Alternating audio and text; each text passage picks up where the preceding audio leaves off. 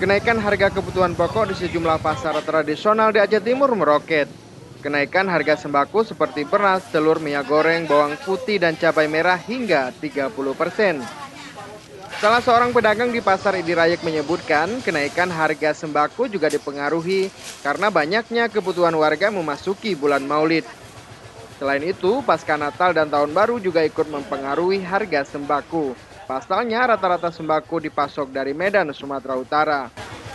Harga sembako yang mengalami kenaikan hampir di semua jenis komoditi, seperti beras, telur ayam, minyak goreng, hingga bawang putih terus mengalami peningkatan. Kenaikan harga yang paling mencolok terjadi pada bawang putih yang mencapai 2 kali lipat dari harga sebelumnya. Akibat mahalnya harga sembako ini, warga terpaksa mengurangi jatah belanja kebutuhan rumah tangga. Dari Kabupaten Aceh Timur, Said Maulana melaporkan untuk Aceh Video.